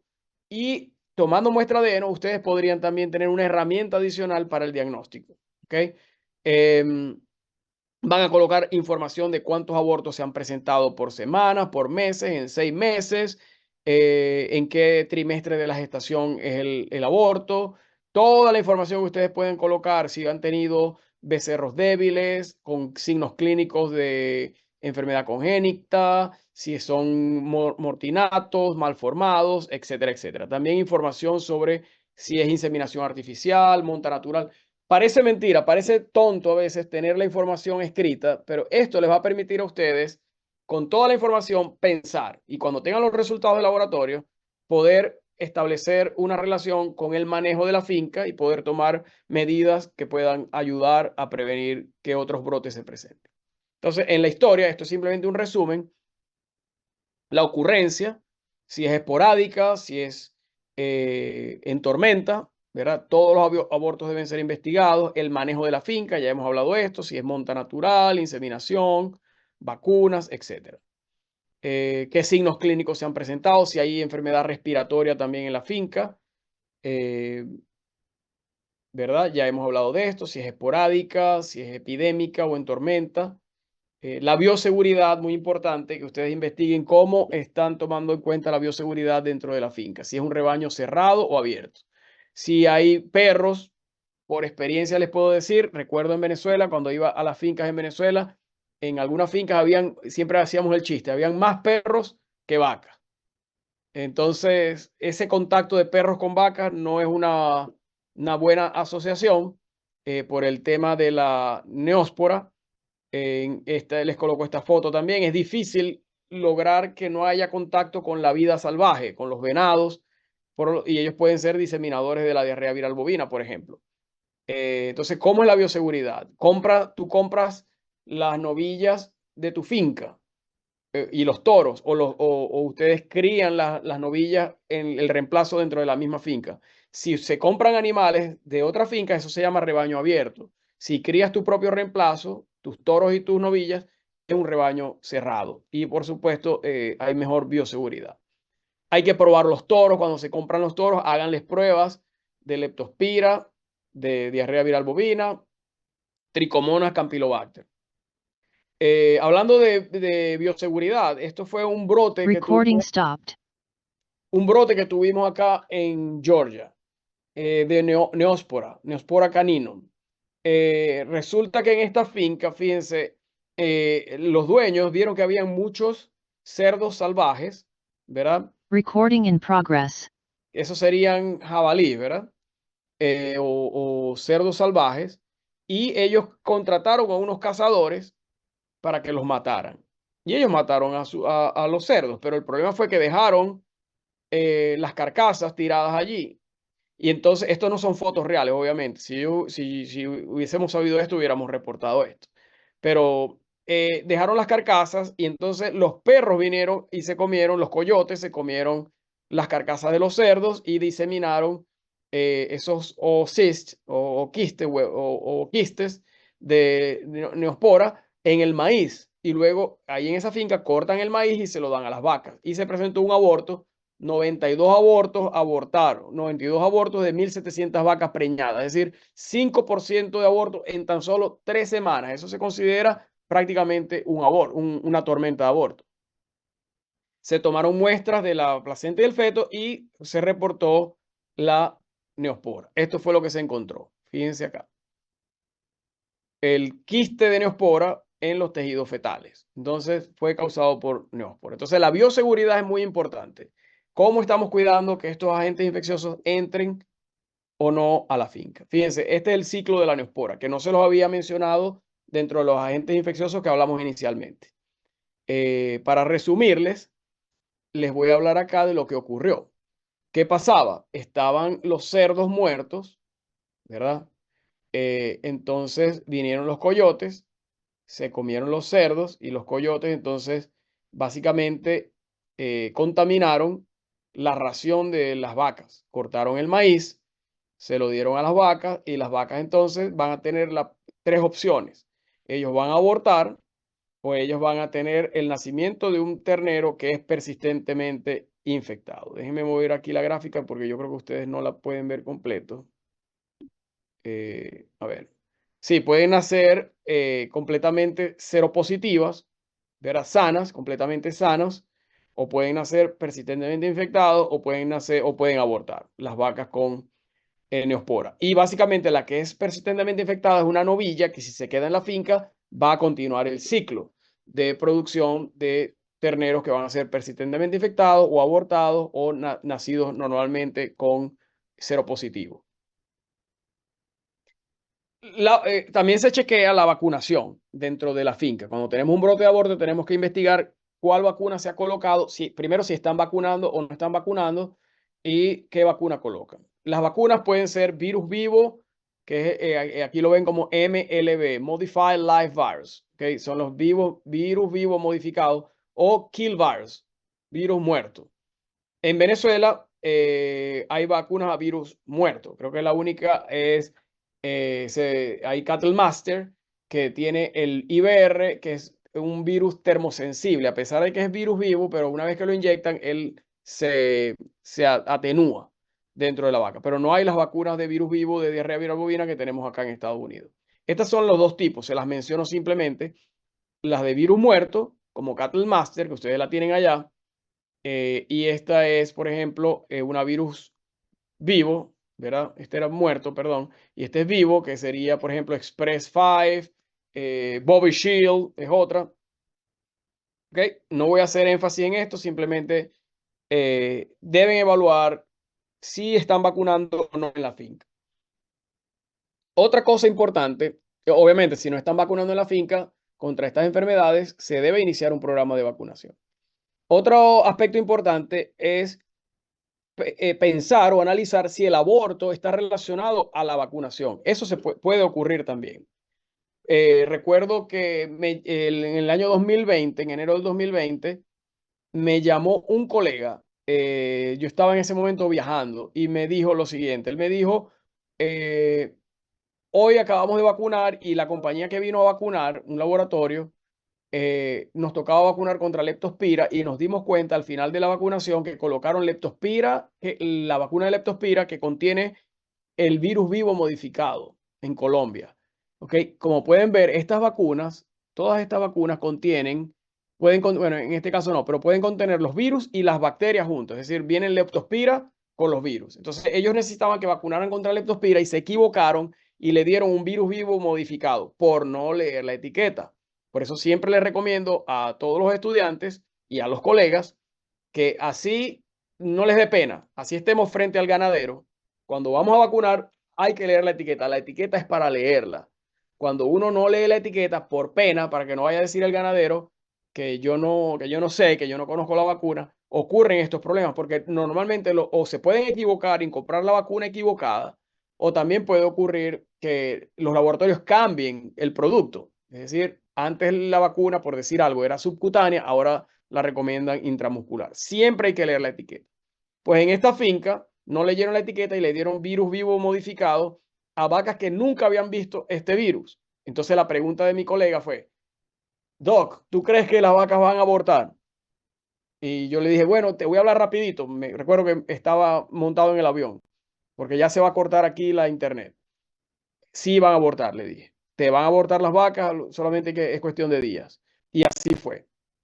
¿Verdad? Se vacunó erróneamente a todo el rebaño contra virus vivo modificado y la leptospira. Entonces, esa fue la pregunta y hay varios informes ¿verdad? Que tanto el virus de campo como las vacunas conteniendo herpes virus pueden provocar abortos, ¿verdad? En animales vacunados y sin vacuna. Fíjense esto. En esa finca se empezaron los abortos, más o menos los primeros abortos 15 días después de la vacunación. Y aproximadamente 30 días después de la vacunación, el 10% de las vacas habían abortado. Había una tasa de aborto del 10%. ¿Okay? La mayoría de los abortos se presentaron entre 2 y 8 meses de preñez y solo 2 fetos fueron encontrados. Y 2 vacas tenían vulvovaginitis pustular infecciosa. Esto es algo que causa comúnmente el virus del herpes virus tipo 1, es decir, el IBR. Y lo pueden ver aquí, cómo se ven estas pústulas a nivel de la vulva, ¿okay? Del vestíbulo vulvar, de la vagina. ¿Okay? Eso fue en una vaquera. En otra vaquera encontraron casi un 5% de abortos. Y en la vaquera 3, que estaban como más recientemente servidas las vacas, tenían un 27% de repetición de servicio. ¿Ok? Y el intervalo entre interestral interval, el intervalo entre un celo y el otro fue prolongado, 34 días. Normalmente debería ser 21 días. Esto me indica que hubo mortalidad embrionaria. ¿Ok? Hay muchos reportes que hablan de los virus vacunales, en este caso el del IBR, que puede provocar abortos si los animales no han sido vacunados adecuadamente antes del servicio, es decir, que antes del servicio vean la primera dosis y después ya se pueden vacunar durante la preñez. Pero si nunca han visto el virus y lo ven a través de una vacuna, virus vivo, al momento de la preñez, estas vacunas pueden provocar aborto. También deben estudiar, ustedes investigar la nutrición de las vacas, ¿verdad? Mirar la nutrición, como les dije, tomar muestras de heno, lo que están comiendo los animales. En este caso ven que es un silo, un ensilaje, y muchas veces este ensilaje no se hace el ensilaje de manera adecuada y se crecen bacterias que no deberían crecer o sencillamente le sale moho, ¿verdad? Después de la lluvia, de estar ahí podrido, y en el caso de la listeria es un factor muy importante.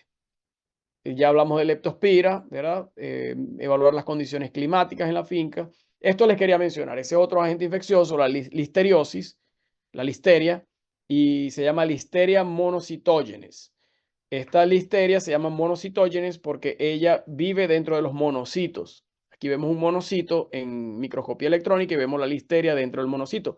Allí va a vivir y entonces va a provocar abortos y también puede provocar encefalitis en los animales, sobre todo en los animales más jóvenes.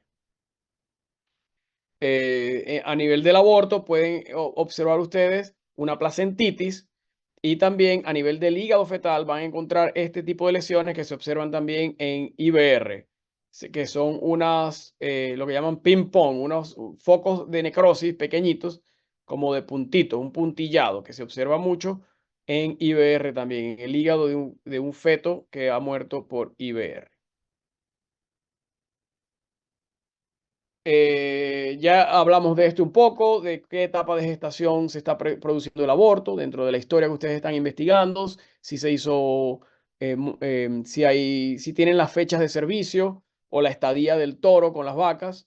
Ustedes pueden investigar cuánto tiempo, en qué momento fue que ocurrió la pérdida, si hay neonatos o mortinatos, la historia reproductiva, ya hablamos un poco de esto, de cómo son las tasas de preñez en una finca que está teniendo problemas con tricomonas y campylobacter, por ejemplo. Vemos que las tasas de preñez son muy bajas, pero ellas tienden a recuperarse luego debido a la respuesta inmune.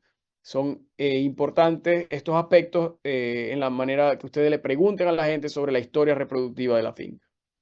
Entonces, ya evaluamos la historia reproductiva, ya hicimos todas las preguntas, ya llenamos nuestras planillas, ya hicimos un examen exhaustivo de la finca tipo CSI, que se llama una serie, ¿verdad? Como de investigadores.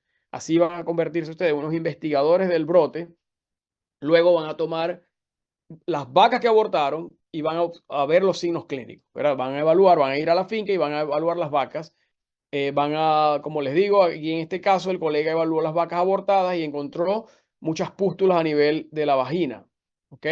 También se debe observar los animales jóvenes, como les dije, para ver evidencias de enfermedad respiratoria. También descargas vaginales o si hay endometritis en las vacas, también ustedes pueden evaluar clínicamente esas vacas que han abortado en el pasado y quedaron con endometritis. Y si hay lesiones vaginales, como les mencioné. En cuanto a la recolección de muestras, ustedes tienen dos opciones. Una es llevar a cabo la necropsia a nivel de campo de esos fetos. También otra opción es, dependiendo de la disponibilidad de un laboratorio de diagnóstico, ustedes colocan el feto en una bolsa, lo colocan en una cava refrigerada, una cava con hielo, y lo envían al laboratorio de diagnóstico. La idea es enviar el feto y la placenta al laboratorio de diagnóstico. Si no tienen un laboratorio que ejecute la necropsia, ustedes mismos deben ejecutar la necropsia, tomar las muestras y enviar las muestras al laboratorio. Entonces recomendamos esa necropsia de campo y preservar tejidos, parte de estos tejidos en formalina, partes en hielo, simplemente para mantenerlos refrigerados sin congelar, tomar muestras de suero, ¿verdad? Que es lo que llamamos serología. Se recomienda suero pareado, es decir, tomar una muestra al momento del aborto y tomar otra muestra dentro de 21 días. La idea de tomarlo pareado, el suero, es que si la vaca está respondiendo inmunológicamente a ese agente que causó el aborto, dentro de 21 días ustedes van a encontrar un incremento significativo en los anticuerpos contra ese agente. Es una idea, a veces al momento del aborto ya ha existido la seroconversión, es decir, ya hay un incremento de anticuerpos porque la infección ocurrió tiempo antes, entonces no pueden ver ese incremento en 21 días después. Importante también qué porcentaje del rebaño van a utilizar. Yo recomiendo las vacas abortadas tomarles suero, pero también a un porcentaje del rebaño. Es decir, animales que no hayan abortado, ustedes pueden tomar muestras de un 10% del rebaño y también poder indagar un poco inmunológicamente cómo están los animales respondiendo a estos posibles agentes. Se puede tomar, en caso de terneros, se pueden tomar muestras precalostro antes de que en aquellos terneros que nacieron normalmente, antes del calostro, tomarle muestras, ¿verdad? Antes de que tomen calostro para ver si estos terneros se están exponiendo a estos agentes infecciosos y tienen anticuerpos antes de consumir calostro. Incluso en el feto, ustedes pueden tomar sangre del feto, obviamente, y determinar los anticuerpos en el feto. También podrían tomar muestras de sangre en animales que hayan sido destetados, es decir, 6 meses después, de 6 meses de edad, perdón, porque los anticuerpos maternales ya han caído, de manera que si tienen títulos anticuerpos altos, quiere decir que el agente infeccioso podría estar circulando allí en la finca. Y también otra opción sería los pools de calostro, perdón, los pools de suero. Eso le coloco una interrogación porque realmente podría economizar dinero, pero no es mucho lo que les va a, a decir, no les va a dar mucha información.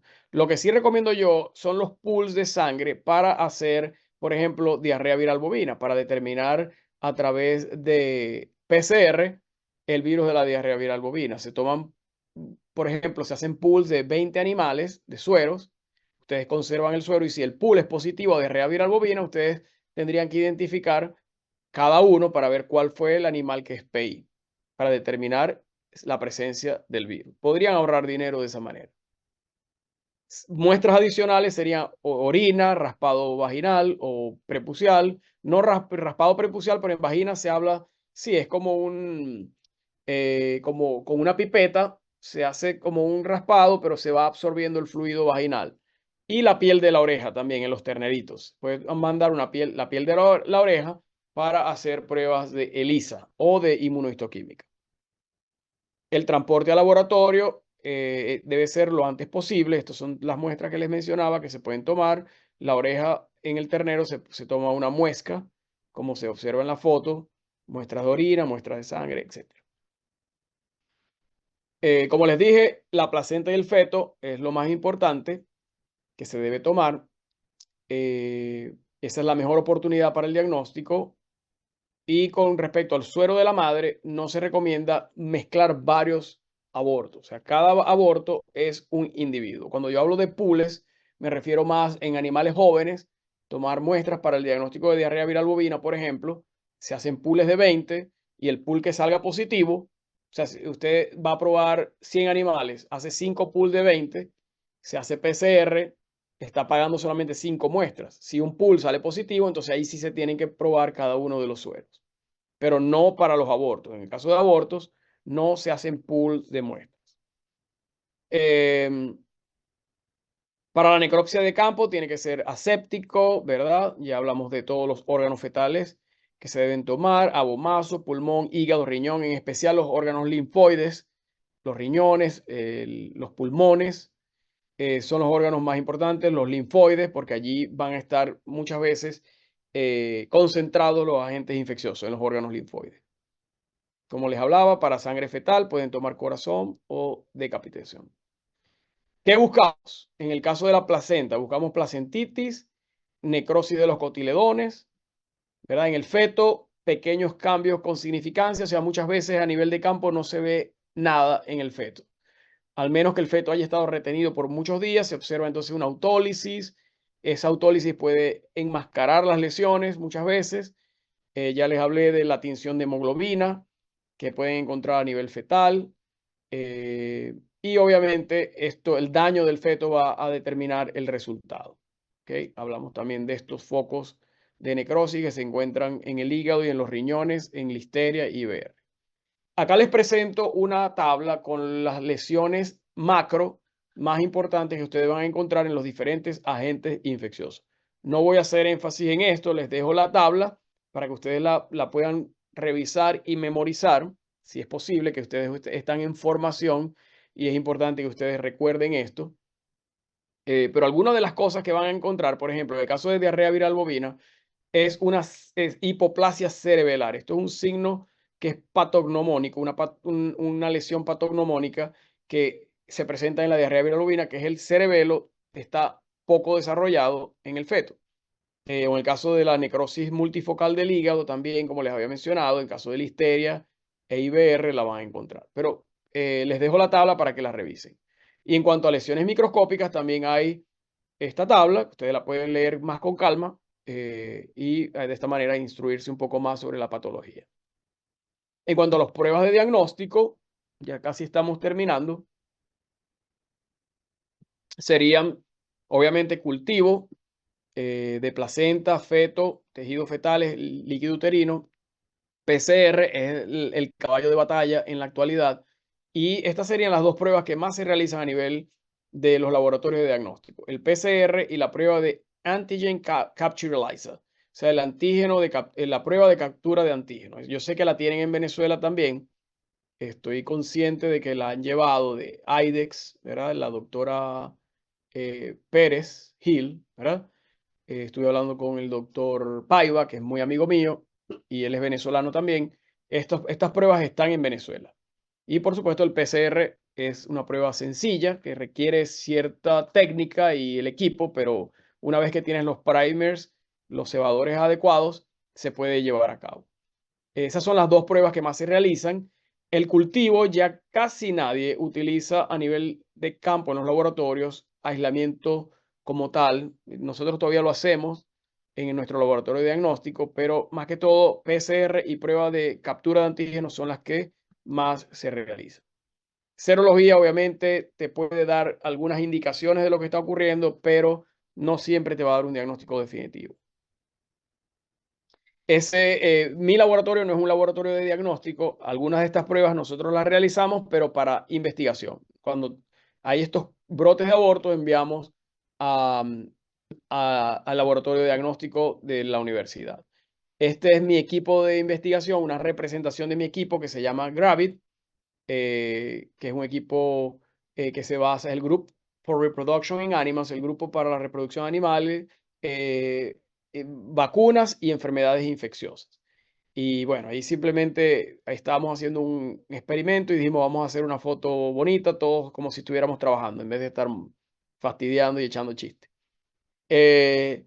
Aquí están en esta tabla las pruebas diagnósticas que se llevan a cabo más que todo para cada agente infeccioso. Tampoco voy a hacer énfasis en esto, pero se las dejo para que ustedes las revisen. Yo sé que en su clase de microbiología o de enfermedades infecciosas hablan de estas pruebas. ¿Ok? Por ejemplo, aquí habla de Bruselas y dice bacteriología, cultivo bacteriano. Y realmente a nivel de laboratorio, lo que ustedes van a hacer para Bruselas, eso está reportado así para el diagnóstico definitivo, pero ustedes lo que hacen es serología para Bruselas, es decir, los anticuerpos contra Bruselas. Y eso les da positivo y eso es un diagnóstico definitivo de Bruselas. Aquí en Estados Unidos es diferente porque no tenemos brucelosis. ¿Ok? Por ejemplo, diarrea viral bovina, busquémoslo acá. Ok, PCR y la prueba que sería el antigen capture ELISA, que sería o inmunohistoquímica, y dice también aislamiento viral, pero el aislamiento viral casi no se realiza. Y bueno, y así sucesivamente tienen la tabla con todos los agentes. ¿Cómo se interpreta? Bueno, hay un estudio que se publicó en el 92 donde se obtuvo eso que les mencionaba, que apenas un 30% de los abortos fueron diagnosticados. Se sometieron 2.723 abortos. Esto es un estudio retrospectivo, es decir, de un análisis de la data que tenía un laboratorio diagnóstico y obtuvieron 30% de diagnóstico definitivo, del cual encontraron que el 10% se debía a los virus, el 15% a las bacterias, el 5% a los hongos. A mí me pareció sumamente alto, si lo comparan con los virus, bastante alto. Claro, fue en el 92, capaz estos números han cambiado. Y por causas no infecciosas, un 2,5%. Otras causas fueron desarrollo anormal del feto o por eh, twins, es decir, gemelos. Y de las bacterias, las más comunes fueron Listeria, Turperella, Bacillus. Acá tienen un resumen de las bacterias que encontraron. Entonces, ya para terminar, yo les recomiendo que cuando investiguen un aborto, las medidas que van a aplicar, sepan o no sepan un diagnóstico definitivo del aborto, las medidas que se van a aplicar van a funcionar para prevenir o controlar el brote. Son medidas también de biocontención, ¿verdad? Y para prevenir futuros brotes de aborto. Entonces, la bioseguridad es muy importante. Mantener un monitoreo clínico de la eficiencia reproductiva del rebaño, de que ustedes conozcan los numeritos de la finca, cómo es la eficiencia reproductiva, cómo son las tasas de abortos, cómo son los porcentajes de repetición de servicios, los posibles mortalidad embrionaria y también la casuística respiratoria, es decir, de la enfermedad respiratoria, sepan qué porcentaje de los animalitos, de los jóvenes, se están enfermando, cuántos se están muriendo, cuántos animales reciben tratamiento por enfermedad respiratoria. Aplicar el diagnóstico de las principales enfermedades, específicamente si tienen un brote de aborto, llevar a cabo la investigación, tratar de diagnosticar qué es lo que está pasando y también mantener ese monitoreo de diagnóstico de manera rutinaria. Es decir, los animales jóvenes ser probados, por ejemplo, para diarrea viral bovina. eh, Al principio, obviamente, van a diagnosticar en aquellos que estén enfermos o que hayan muerto, los terneros o animales adultos que hayan muerto, allí donde ustedes van a enfocar el diagnóstico, pero ya cuando se establece un plan de diagnóstico en una finca, ya de manera rutinaria, todos los animalitos que nazcan, los terneros, se puede hacer la prueba de diarrea viral bovina, por ejemplo. Cada vez que compren un lote de novillas, probar estas novillas contra los principales agentes, tricomonas, campylobacter, leptospira, diarrea viral, etcétera. Que ustedes estén seguros que no están introduciendo estos agentes infecciosos a través del toro que estén comprando o de las novillas que estén comprando. Y obviamente el manejo, muy importante, establecer un programa de vacunación para las principales enfermedades. No sé si eso se escuchó, pero fue una vaca muy ruidosa. Y con esto termino con la primera clase. Si tienen alguna pregunta o duda, pueden activar sus cámaras y pueden preguntar. Y yo voy a tratar de quitar aquí, eso es.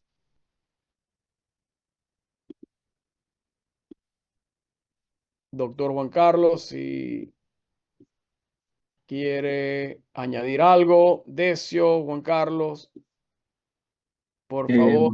Muchachos, está abierto el ciclo de preguntas y respuestas. Si tienen alguna inquietud, pregunta, duda, como les he dicho en otras oportunidades, la pregunta más tonta es la que no se hace. Aprovechen esta oportunidad. Si tienen alguna inquietud con respecto a la toma de muestra, cómo debe ser enviada la muestra, eh, y bueno, cualquier información es válida, sobre todo tratándose de este tipo de situaciones en la cual el médico veterinario que trabaja a nivel de campo en grandes animales va a enfrentar definitivamente. Entonces muchas veces se tiene dudas, entonces este es el momento para hacerlo. Allá, Juan, la doctora Pérez tiene laboratorio de diagnóstico, ¿verdad? Sí, tiene laboratorio de diagnóstico, hace obviamente diagnósticos serológicos para leptospira, para IBR, es decir, hace titulación de anticuerpo, hace diagnóstico serológico para brucelosis también, pero también tiene pruebas para diagnosticar serológicamente otras enfermedades como por ejemplo IBR, diarrea viral, eh, también neospora, etcétera. Buenísimo, Y obviamente también está haciendo PCR, ¿no? Para diagnóstico de algunas enfermedades. buenísimo, buenísimo. Y en Maracaibo, eso es en Sur del Lago, ¿verdad? No, ella lo tiene en Acarigua, en su Oh, ok, laboratorio. ok. Y el Sí. laboratorio que tenía Paiva ya no funciona. Allá en... Ya no funciona, pero bueno, hay otros laboratorios pilotos, otro en Mérida, que tiene la doctora Gatti Rosales. El profesor Alfredo también trabaja con estas enfermedades, brucelosis, leptospira si no hace, pero también está haciendo IBR, diarrea viral. Eh, También creo que Nospora. Y el doctor Freddy también tiene la esposa un laboratorio, ¿verdad? También tiene un laboratorio, pero imagino que trabaja solamente con brucelosis. Con leptospira es la doctora Rosaura Pérez, que es la que más experiencia tiene y obviamente tiene su laboratorio bien establecido desde hace muchos años. Yo diría que es un laboratorio de referencia para leptospirosis a nivel nacional. Eh, y no sé si Freddy está trabajando con leptospirosis. Creo que no. Al menos no con titulación de anticuerpos. Ok. Había algo importante que tú mencionaste, ¿no? Y hay una data de publicaciones recientes en cuanto a la leptospira genitalis, ¿no? De hecho, muchas veces cuando se montan programas de producción in vitro de embriones, se caen los programas eh, y se ha encontrado que dentro del líquido folicular que se aspira de las hembras, es- crece la leptospira como si fuese un medio de cultivo leptospira, es decir, se reproducen muy bien en el líquido folicular. Entonces hay un trabajo reciente de Brasil. También la doctora Rosaura lo ha logrado aislar en Venezuela del líquido folicular de ovarios de matadero de hembras que presentaban, por ejemplo, síndrome de repetición de servicio y puso en crecimiento el medio colectado de líquido folicular y encontró crecimiento de leptospira. Wow. Sí, Sí. Sí, sí que yo... no solamente la infertilidad está asociada a que la leptospira coloniza la salpinge, el oviducto y produce un proceso inflamatorio, ¿no? De salpingitis y obviamente afecta la fecundación a ese nivel, sino que también afecta la viabilidad y la capacidad del desarrollo embrionario de esos ovocitos, ¿no? De esos potenciales embriones. Así es. Sí, que básicamente no solamente coloniza ovario a nivel de estroma, sino también el líquido folicular. Y como comentaba, dentro del líquido folicular crece muy bien la leptospira. Así es. ¿Alguna Una otra pregunta. pregunta? ¿O no? Sí, adelante. Profe, lo que pasa es que el internet no está muy bueno, por eso no había querido preguntar. con respecto, tengo una inquietud con respecto al Campylobacter, ¿verdad? Que te dijo que mencionó que en toros jóvenes hasta 3 años, ¿Quién ellos habla? eran capaces. Perdón, ¿quién habla en este momento? ¿Cómo te llamas? Edín Parra, Edín Parra. Ok, Edín, Parra. adelante. Par, Como adelante. le digo, el internet está no hay electricidad y el internet está muy lento por los datos, ¿ya? Entonces, mi inquietud era, en los toros jóvenes, el Campylobacter, ellos eran capaces de eliminarlo, ¿verdad? O sea, los toros jóvenes, pero ¿por qué los toros adultos, después de 4 años, se tornaban crónicos? Sí, como les mencionaba, el toro adulto tiene los pliegues del prepucio, son más profundos, que él va creando, recuerden que el prepucio es piel, básicamente. Entonces, en la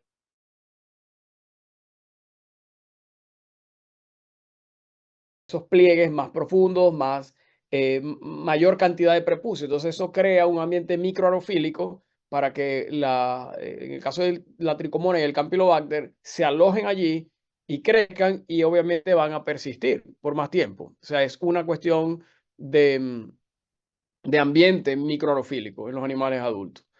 Eso es lo que vemos a nivel de campo. Sin embargo, hay un estudio que realizó mi colega Luke Strickland en su maestría y él no vio diferencia en la edad de los toros, pero sabemos por, yo diría, experiencia de la gente clínica, pues la gente que trabaja a nivel de campo, que siempre los animales adultos salen más positivos que los animales jóvenes. Obviamente, si ustedes tienen un animal con Campylobacter, joven, se recomienda darle tratamiento y darle sus lavados prepuciales para limpiarlo. Si es un animal viejo, tiene que ser un animal con un valor genético muy alto para que ustedes traten de retenerlo, pues dándole sus lavados prepuciales, pero va a ser un poco más rebelde la infección a nivel prepucial. Ok, comprendido, comprendido. Gracias. A la orden, Edwin. Si no hay más preguntas, podemos continuar con la siguiente clase.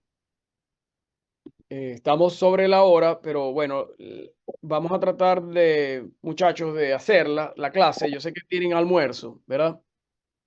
Pero si me permiten, perdón, vamos a tratar de hacerla y salimos